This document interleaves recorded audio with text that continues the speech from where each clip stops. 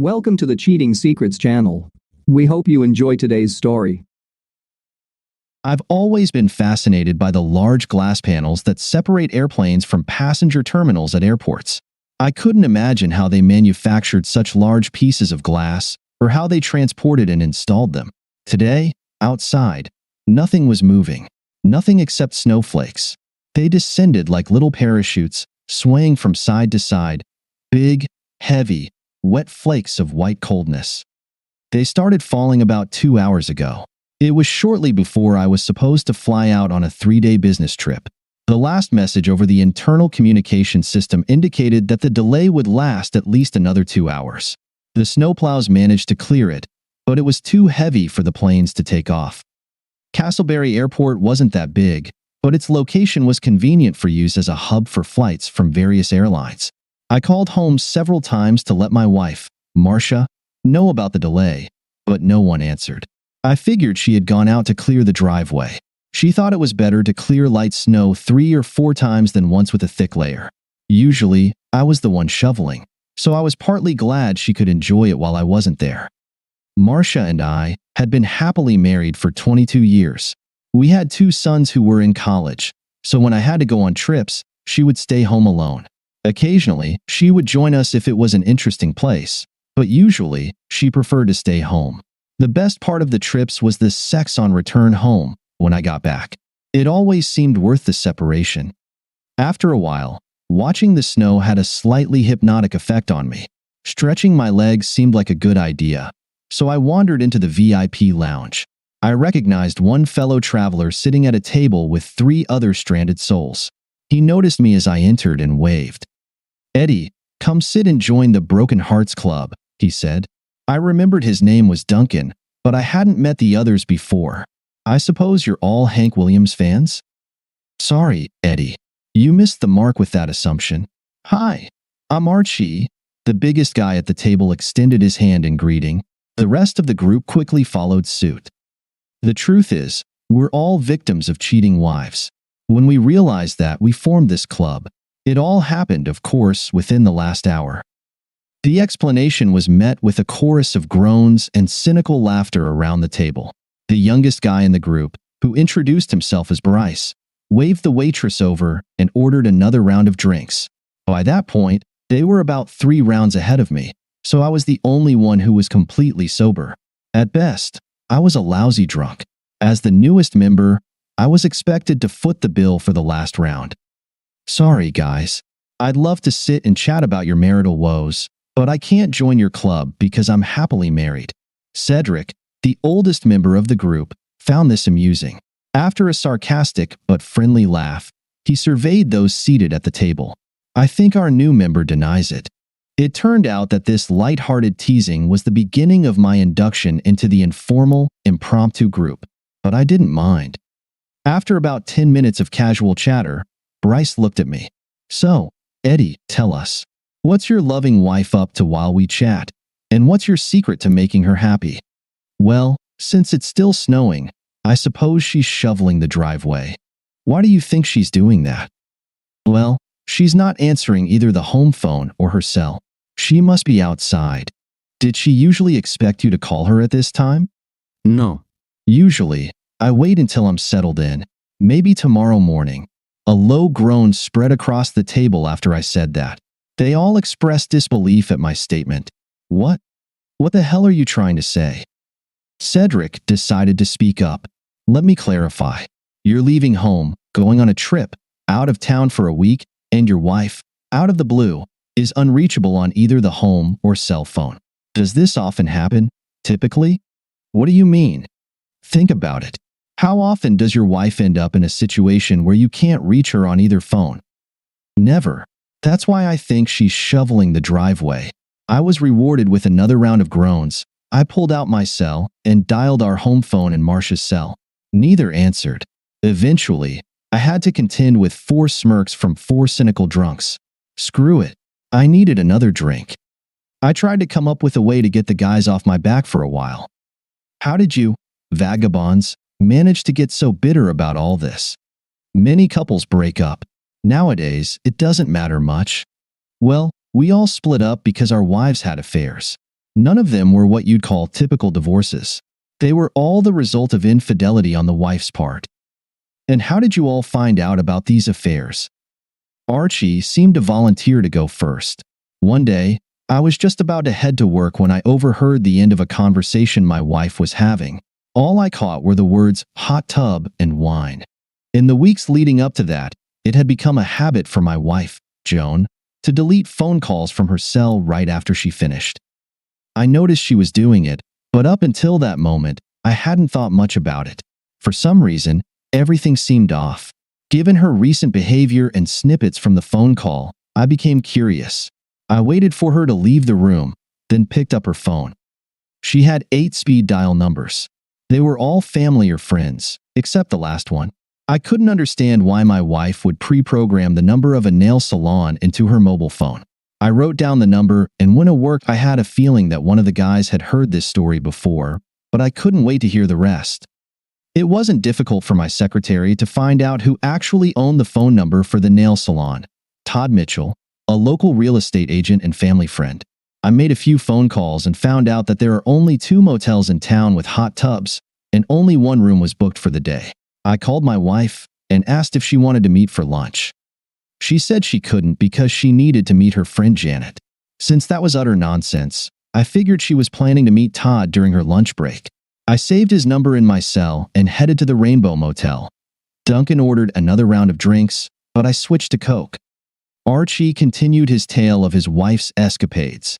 Todd arrived at the motel before me and parked his Mercedes in front of room 117. I parked a few spots away from him. I had to wait just a few minutes until Joan's Civic pulled into the back parking lot. I stepped out of the car and leaned against the fender. The expression on her face was unforgettable when she saw me. She knew I had seen her, and she had no choice but to park and get out. She desperately tried to convince me that Janet had met her there, and they were just planning to carpool to the restaurant. I didn't say anything, just smiled. She fell silent, and I pulled out my cell phone and dialed the new pre-programmed number. When Todd answered, I said, "Joan will be a little late today, and they'll tow your car." My wife stood with her mouth agape as Todd jerked open the door to the motel room to see what was happening with his Mercedes. By then, I was already standing at the door. When he rushed out, he tripped over my outstretched leg and fell face first. A swift kick to the groin sealed the deal. I calmly got into my car and drove to the lawyer's office. 6 months later, I was a free man, and so was Todd. I suppose you had no idea anything was going on until you accidentally overheard part of the conversation? Exactly, Eddie. Later I found out they had been together for almost a year. I trusted my wife, and I had no reason to doubt her faithfulness. There's no one more trusting than a loving husband. Duncan stretched in his chair, unsuccessfully trying to turn it into a recliner. Maybe you should give your wife another call, Eddie. Perhaps she's finished shoveling by now. When neither the home phone nor her cell answered, I was rewarded with a chorus of groans and eye rolls. Bryce leaned over the table. "Eddie, do you have a neighbor you could call, just to make sure everything's okay?" Flipping through the small phone book I kept in my coat pocket, I called the old man who lived across the street. He was retired and enjoyed being the eyes and ears of the neighborhood. Cedric ordered another round of drinks. He also switched to Coke. So, what the hell did he say? I didn't notice who asked the question. Marcia left the house about 2 hours ago, right when the snowstorm started. He hasn't seen her since. The driveway and sidewalk haven't been cleared. As expected, a loud, prolonged groan echoed around the table. It was as if they were all saying at once, "I told you so." It was Bryce's turn to entertain the group. Well, at least I saw it coming. I don't know how long it had been going on before I started noticing the little things.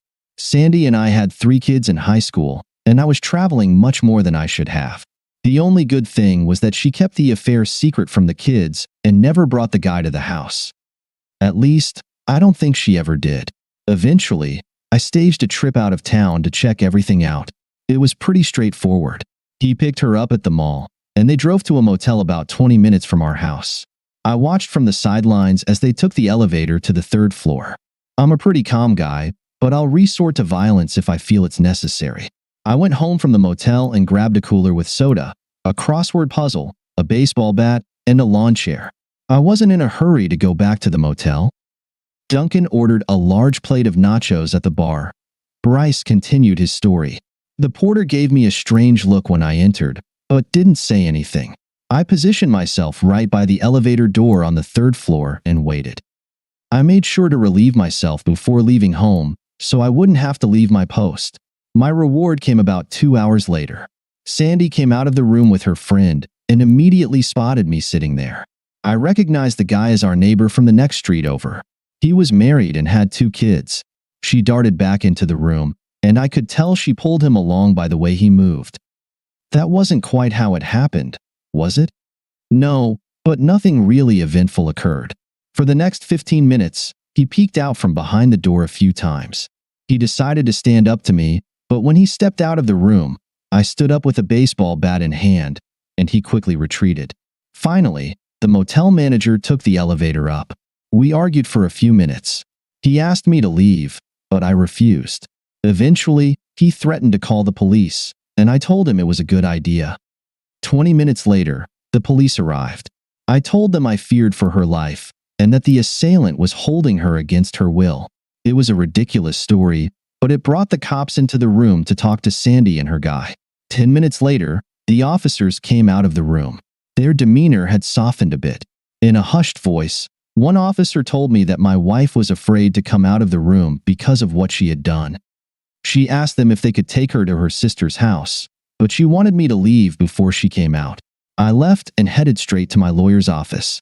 She got the kids and the house, and I got freedom. Sandy's guy ended up being single too, but not by choice. Another round of drinks appeared. We hadn't received any news about the flight delay. Eddie, do you have any close family friends or acquaintances that Marcia could rely on while you're out of town? Duncan tried to be tactful, but the question still stung a bit. Most of our friends are married. The only guy I can think of is one of Marcia's old college buddies who just moved back to town about 6 months ago. She mentioned him a few times at first, but lately hasn't mentioned him at all. I didn't like him because he was a bit sleazy. How close were they in college? It was my turn to groan. He was in a fraternity. We all dug into the nachos, and Cedric began telling us about his wife. We were married for 23 years, Julie and I. We didn't have any children, and I traveled a lot for work. I was just returning from a 3-month job in Peru when everything went sideways. A day before heading back home, I got bitten by a nasty spider. The doctor prescribed me antibiotics, but I couldn't take them until I returned. We had a local pharmacist who knew everyone by name. When I was picking up, he asked if I wanted to pick up Julie's prescription too, since it was already ready. That wasn't the issue, but the pills were. I had a vasectomy 10 years prior, and my wife got the birth control prescription 2 days before I left for the trip. She had planned it in advance. It was hard for me to keep track of Cedric because I kept catching myself drifting off. His name was Travis Coates. He was handsome and seemingly wealthy. He drove a nice car and had a good job. For some reason, I had his address and phone number in my notebook. I still felt like he was a jerk, but I could see what Marcia might find attractive about him. The more I thought about it, the more uneasy I felt. I tried to focus on what Cedric was saying.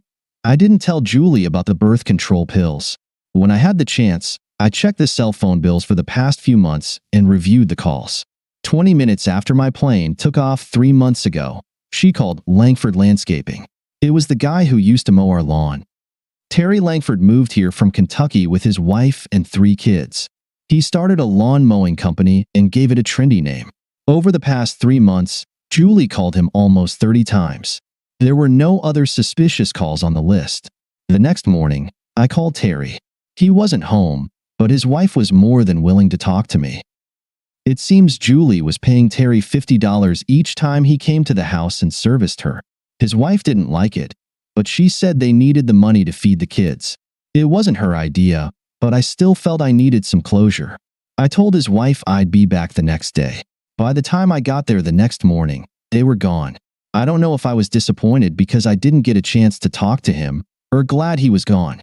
2 days later, I handed my wife divorce papers. We decided not to order more drinks.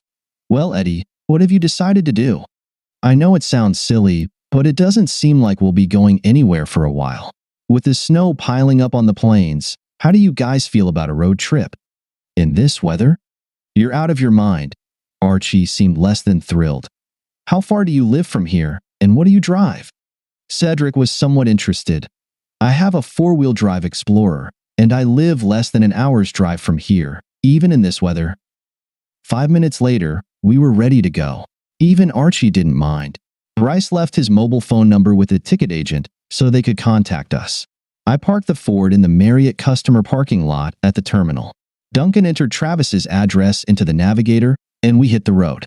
It could have been a waste of time, but it was an engaging pursuit.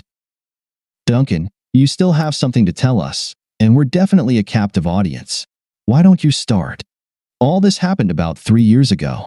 My wife Kelly and I were members of a social club. On weekends, we'd get together to dance, drink, and have dinner out.